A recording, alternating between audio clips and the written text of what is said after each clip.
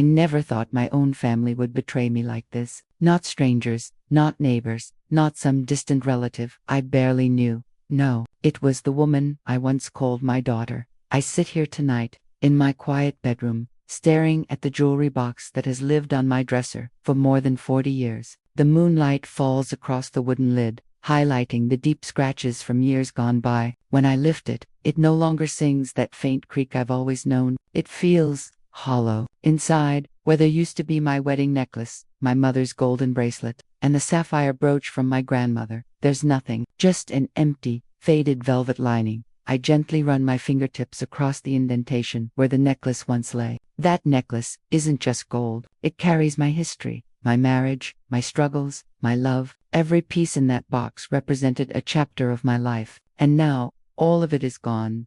Anna, my daughter-in-law, said I didn't need them anymore. She said it so casually, as if she were talking about old clothes or unwanted furniture. My hands trembled that day, and even now, I can still hear her voice echoing through the hallway like a blade slicing through everything I believed in. You know, when you raise a family, you imagine your legacy will be safe with them. You imagine they will protect it the way you once protected them. But what happens when the very person you trusted decides it's theirs to take? I am 68 years old. I have buried a husband, raised a son, built a home, and endured loss. But nothing hurt quite like this betrayal. I never imagined that one single act could change the way I look at my own family. But it did. And that night, as I closed the empty jewelry box, a calm came over me. The kind that doesn't come from acceptance, but from resolve. She thought I was weak. She thought I wouldn't fight back.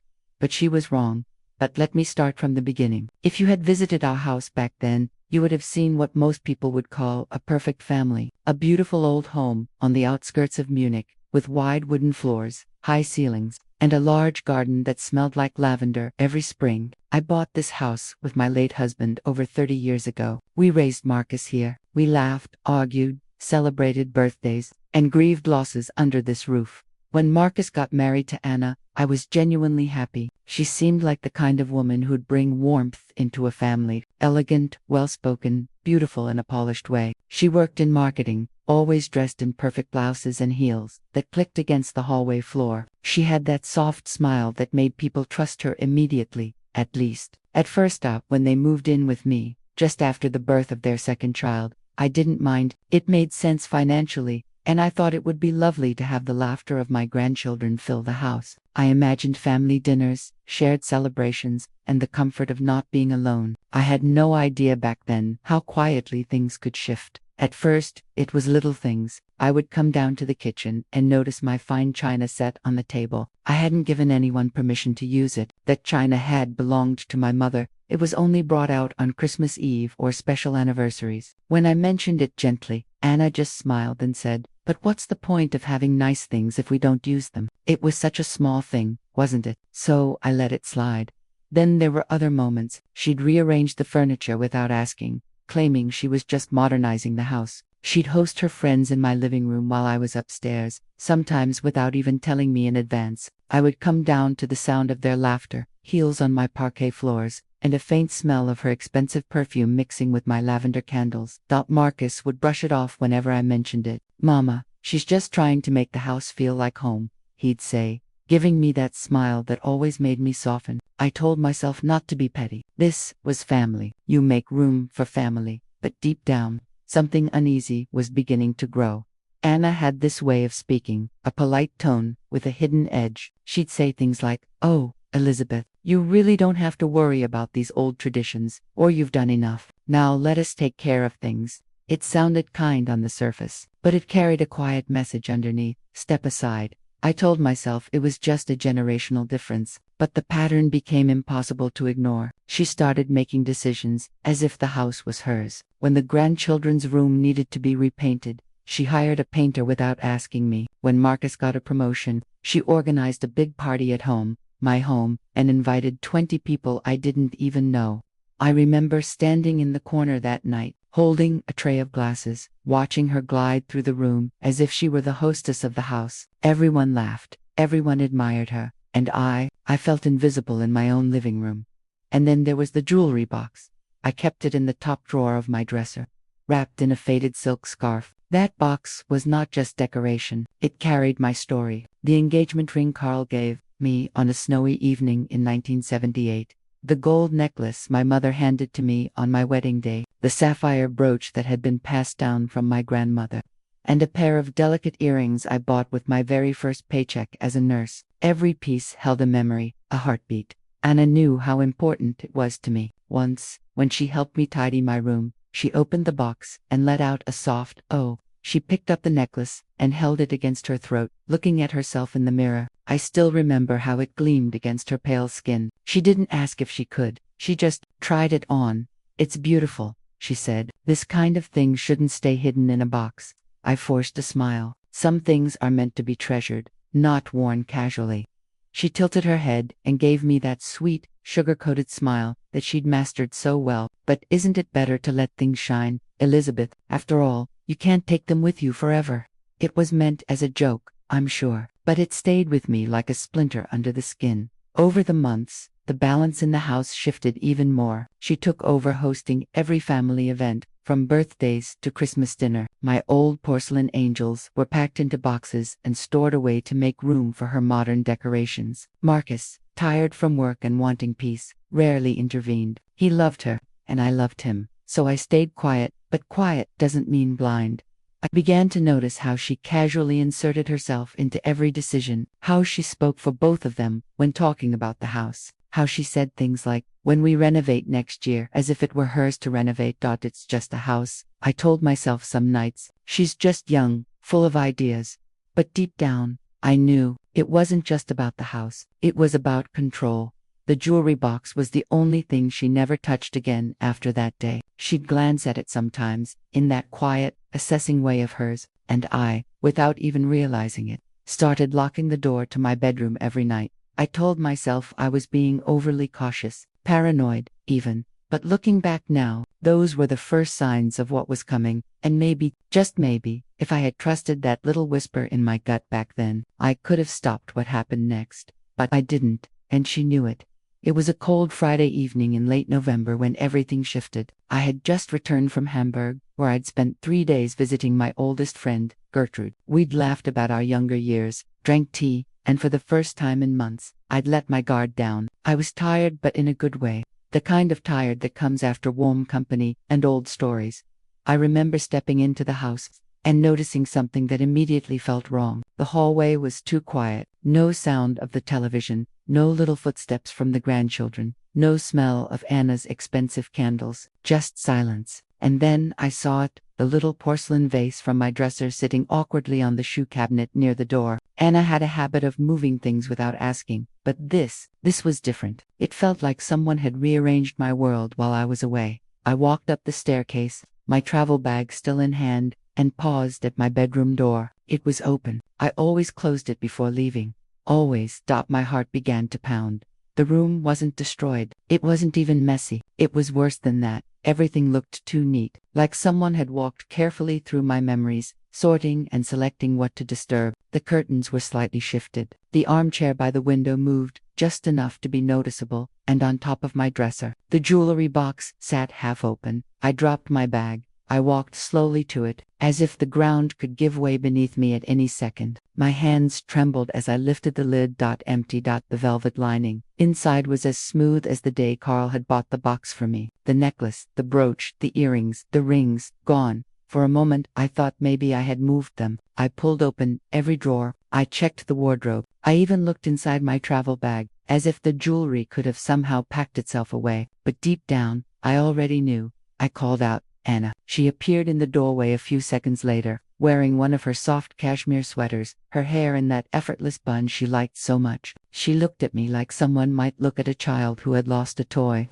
"Oh, you're back early," she said casually. I pointed to the box. My voice cracked. "Where are they?" Her eyebrows lifted slightly. "The jewelry?" "Yes," I whispered. Jay sighed, as if this was all some inconvenience for her. "Elizabeth, we really need to talk about holding on to old things that just collect dust." My stomach dropped. "What did you do?" She walked into the room and leaned against the dresser like she owned it. "I gave them away." "Don't look at me like that. You don't wear them. You've said so yourself. They were just sitting here for years. And honestly, She let out a soft laugh. You don't need them anymore. I stared at her, unable to process the words. My knees actually went weak, and I grabbed the edge of the dresser to steady myself. You gave them away. She tilted her head. Well, yes, I donated some of the older pieces to a charity shop downtown. The rest, I sold. It was a great offer, actually. Marcus and I can use the money to renovate the downstairs bathroom. It'll make the house more modern. The money, my voice came out sharper than I expected. You sold my jewelry. Her smile faded a little, and she crossed her arms. You're overreacting, Elizabeth. It's not like you were going to use them. And technically, she added, with a tone that made my blood turn cold, we live here too. It's family property now. Something snapped inside me then. I felt it, a quiet, icy crack that spread through my chest. I walked closer to her, close enough to smell the faint rose perfume she always wore. Those pieces are mine. My mother's, my grandmother's. You had no right. She gave me a look that was almost pitying. It's time to move forward, not hold on to the past. You're always so sentimental about these things. But the world doesn't stop for old memories, Elizabeth. It changes. And it's time this house does too.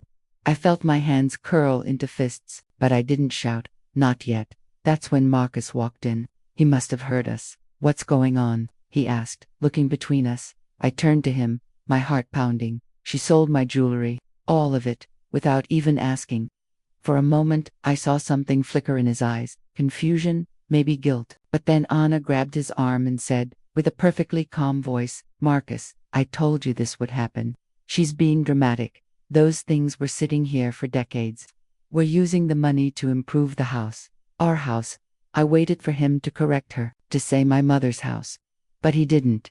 He just ran a hand through his hair and said, Mama, it's not ideal. I know, but Anna has a point.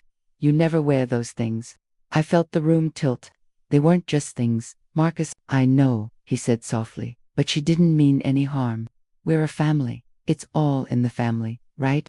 I stood there, frozen, as my own son rationalized away a lifetime of memories. Anna rested her head on his shoulder, pretending to be the patient, reasonable one. She was good at that, playing the innocent wife. That night, I didn't eat, I didn't speak. I just sat in my room, staring at the empty box, listening to them laugh downstairs as if nothing had happened. But the worst part came a week later. I went to the charity shop she mentioned. There was nothing there. I asked the owner if anyone had donated fine jewelry recently. She checked her records and shook her head. So I hired a private appraiser, an old friend of Carl's. He checked local buyers, and within 2 days, he found the truth. Anna hadn't donated a single thing. She'd sold the jewelry to a private collector in Frankfurt. The necklace alone had gone for over 18,000 euros. 18,000 euros. I sat at my kitchen table with the printout in my shaking hands. All the receipts, the buyer's name, the date. She hadn't just betrayed me, she had stolen from me. And Marcus, he had let her. I didn't confront her immediately, not because I was afraid, because I wanted her to believe she'd won. I wanted her to keep smiling in my living room, keep pretending she'd outsmarted the sentimental old woman. But every night, as I closed that empty box, I felt something growing inside me. Not hatred, not rage, something colder, resolve. She had touched what was mine. She had crossed a line she could never uncross. And one night, as I sat alone at the kitchen table, I whispered to myself, You made a mistake, Anna. A very big mistake. That was the moment I knew I would not forgive this. I would make sure she learned what it meant to underestimate me. I looked at the printout again, folded it carefully, and tucked it into a folder. That was the first piece of evidence I collected.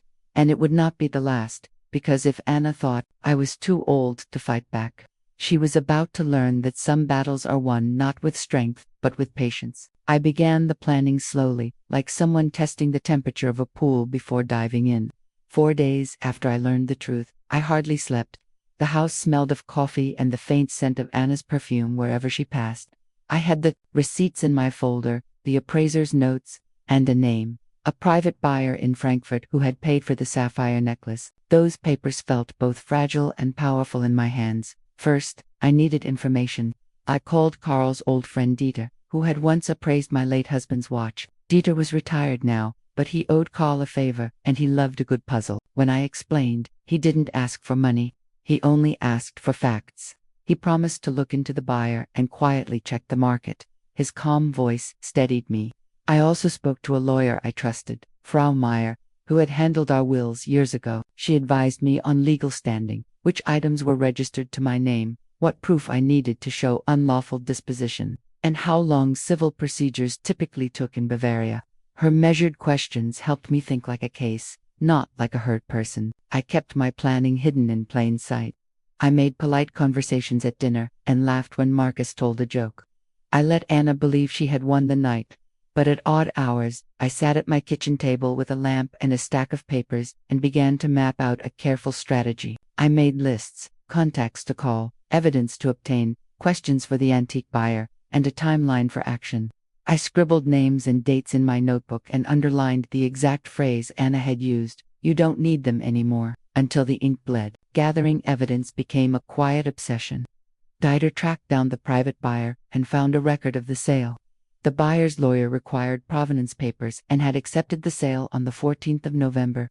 The receipt showed 18,200 euros for the sapphire necklace and smaller amounts for other pieces. I made copies of every document and had Dieter photograph the original appraisal.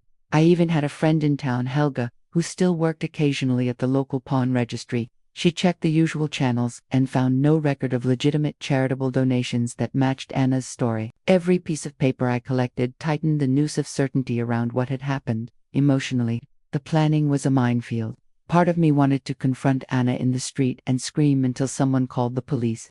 Another part of me wept alone at night, missing Karl and wishing he were there to tell me what to do. I wrestled with ethics. Was I becoming petty? Was it fair to make this public and destroy a marriage? I wrote both questions in my notebook and answered them honestly. The jewels were not about money. They were the threads of our family history. Losing them felt like losing a lineage. That clarity steered my choices. I found allies in unlikely places.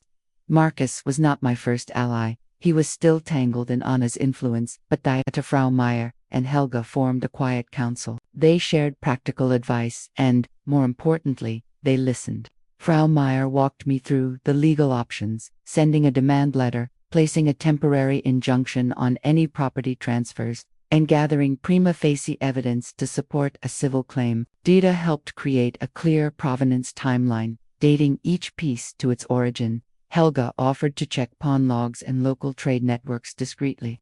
Together they reminded me that the law would move slowly, but that a deliberate case, built carefully, was hard to dismiss. There were moments of doubt. I feared alienating Marcus, losing the grandchildren, or being seen as a vindictive old woman.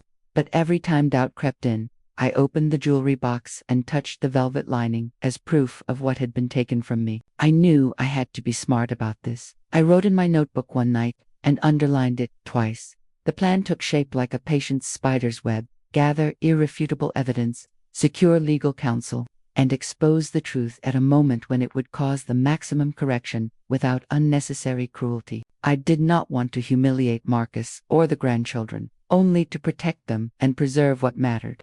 I practiced my calm voice, rehearsed documents with Frau Meyer, and waited for the right moment to move. Patience, I reminded myself, was not weakness. It was strategy. I didn't want screaming. I didn't want chaos. I wanted precision. Real power, I had learned in my 68 years, isn't loud, it's quiet, deliberate, and devastating. I spent weeks preparing without anyone noticing. Anna went on, with her usual habits, taking over the kitchen, redecorating corners of the house, pretending it was hers. Marcus, blind in love and habit, went along with her. She probably believed I was sulking, and perhaps that's exactly what I wanted her to think. The day I chose for the execution wasn't random. It was Anna's 37th birthday. She had planned a big dinner party with friends, neighbors, Marcus's colleagues, and some people from her yoga class I had never met. She strutted around the house for days, directing caterers, polishing wine glasses, and rehearsing her hostess' smile. I watched quietly from my armchair in the living room, a shawl around my shoulders, nodding at her every decision. If she saw me as invisible, she'd never see the storm coming.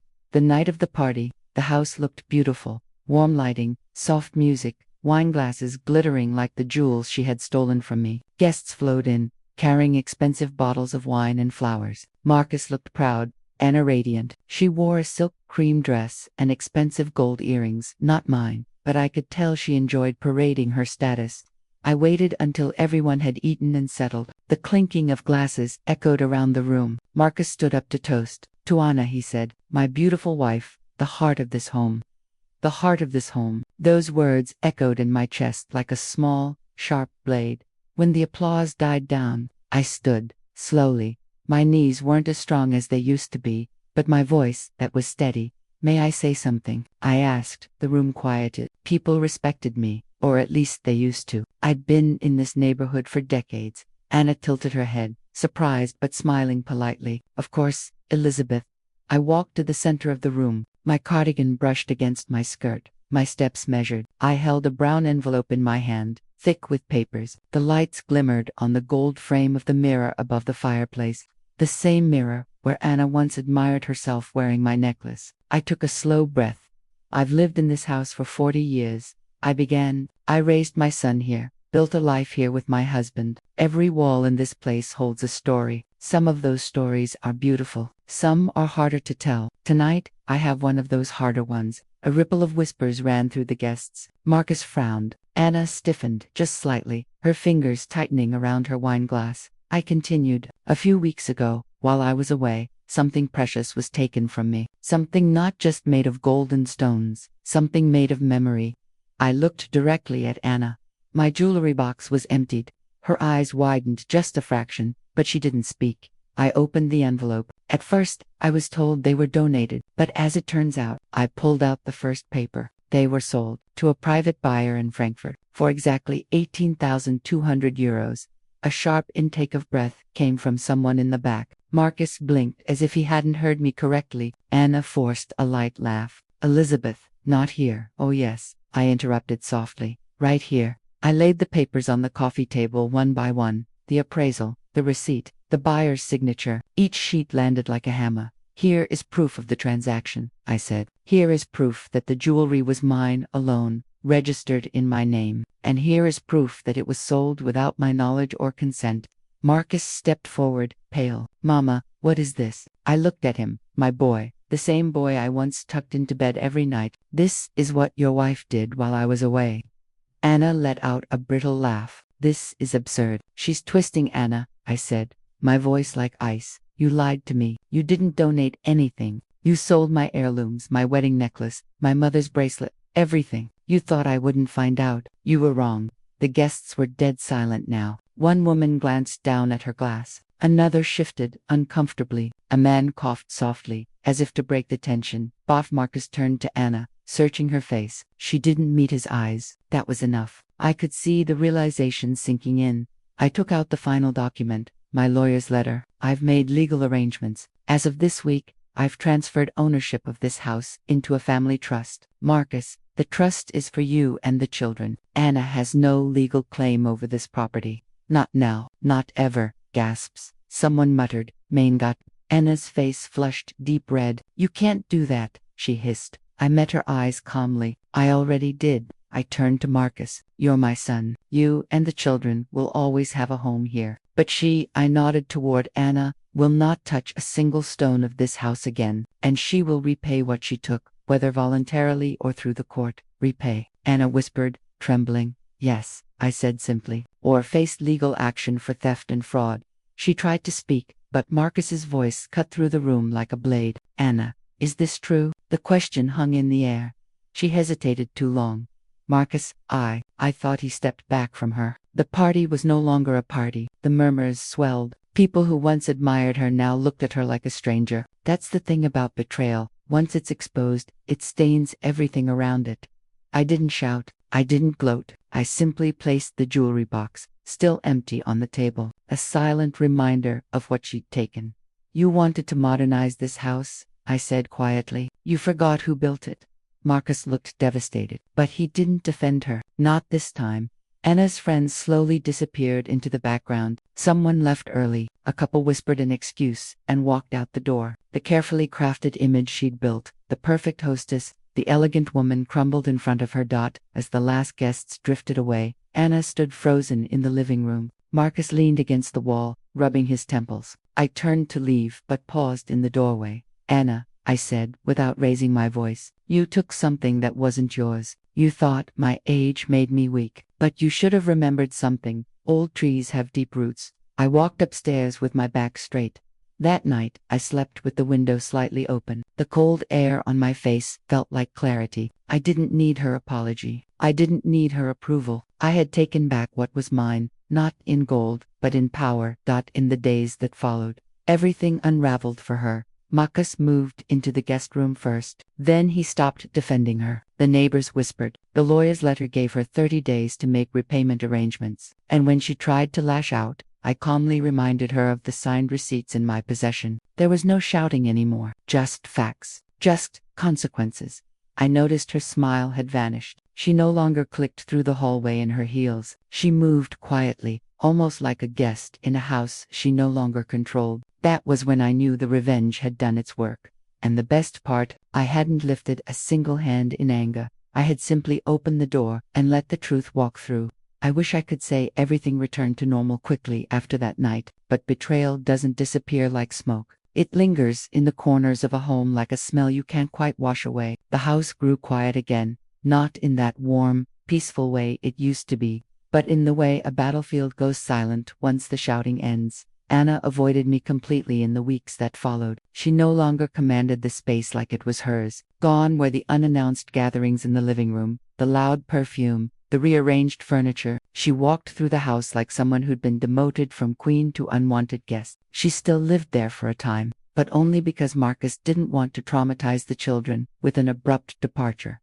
Marcus and I spoke more than we had in years. Not always icily. There were awkward pauses, long sighs, unfinished sentences, but there was honesty, which had been missing for a long time. One evening, after the children went to bed, he sat down with me at the kitchen table where I had spent countless nights planning everything. He didn't touch his tea. Mama, he said finally, his voice tired. I should have seen it sooner.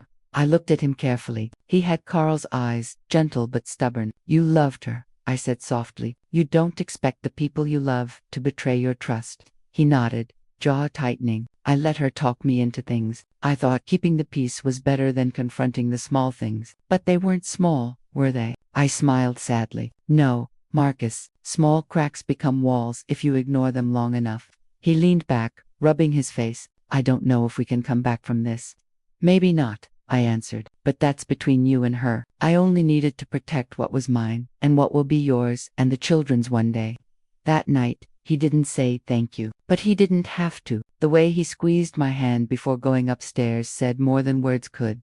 Anna's downfall continued quietly. The lawyer's letter demanded full repayment within 30 days. She tried to delay it at first, claiming she needed time and understanding, but Frau Meyer was firm. She eventually sold her own car to cover part of the amount. I didn't need the money back to survive. I had my pension and the house. But justice wasn't about the cash. It was about accountability. Every cent she returned was a silent acknowledgement of what she had done.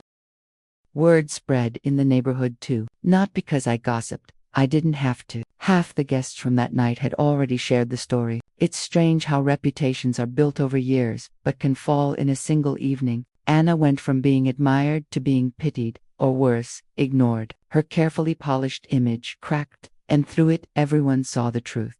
The children, thankfully, were too young to understand everything. I made sure they never heard an unkind word about their mother from me. They were innocent, and their love for her was not my battlefield. I baked cookies with them on Sundays, read bedtime stories, and made the house feel like a safe place again. Marcus moved Anna out of the house by mid-January. He didn't announce it dramatically. He just told me one morning over breakfast, "She's leaving tomorrow." I nodded. I didn't gloat. Revenge wasn't about her humiliation. It was about reclaiming what was mine. When she came down the stairs with her suitcases the next day, she looked like a different woman. No silk dresses, no confident posture, just tired eyes and a nervous silence. I stood at the bottom of the stairs, not to stop her, not to say goodbye, but to watch her finally leave what she tried to claim. For a moment, she hesitated. She opened her mouth like she wanted to say something, maybe an apology, maybe an excuse, but nothing came out. She just walked past me and out the door. The silence that followed felt different. It was clean, honest. In the months after her departure, the house slowly became mine again. I unpacked my old porcelain angels. I set the armchair back where it belonged by the window. I reopened the guest room Marcus had turned into her dressing room. The house began to breathe again, and so did I. But Marcus focused on the children. We built a new rhythm, one that didn't revolve around Anna's moods or plans. He apologized again, more than once. Each time, I told him the same thing. We can't change what happened, but we can choose how to live after it. The jewelry itself never came back. The collector in Frankfurt refused to return it. And honestly, I stopped trying, because in the end, my revenge was never about getting those pieces back. It was about making sure the woman who stole them could never claim me, or my life again. And when the first spring came after she left, I sat in the garden one morning, wrapped in a shawl, with a cup of black tea in my hand. The air smelled like lavender again. For the first time in months, the house felt like home. Revenge doesn't always come with shouting or flames. Sometimes it's just taking back the quiet and knowing no one can take it from you again. And in that silence, I felt something I hadn't felt since Carl died. Peace. I sometimes think back to that night. The night Anna stood in our living room, surrounded by people who once admired her, and watched her carefully constructed world crack open. It wasn't a victory I celebrated with champagne or applause. It was quieter, more personal. It was the sound of a woman who had been underestimated reclaiming what was hers. People often think revenge has to be loud, ugly, or cruel. But for me, it was simply about drawing a line that should have never been crossed. I didn't raise my voice. I didn't break anything. I just held the truth up like a mirror and let her see her own reflection. Yes, the jewelry is gone forever. Those pieces, those memories, will now live with strangers. But strangely, I've made peace with that, because what I got back was far more valuable. My dignity, my voice, my power in my own home. I took the story she tried to rewrite and wrote the ending myself. Marcus and I have grown closer in ways I didn't expect. He sees things more clearly now, not just about Anna, but about how easily silence can turn into permission. We talk more. We share simple moments. I've become not just his mother, but the quiet anchor of this house again. And the grandchildren. They fill the halls with laughter, and that is worth more than gold. If there's one thing I want anyone listening to my story to remember, it's this: never let anyone make you feel like your worth expires with age. Your history is yours, your home is yours, your story is yours. And if someone tries to take it from you, don't scream, stand firm, and take it back. Justice doesn't always need a hammer. Sometimes it only needs courage. So, tell me, what would you have done if someone you trusted took everything that symbolized your past? Would you have stayed silent, or written your own ending, too? Because I did, and I don't regret a single moment of it.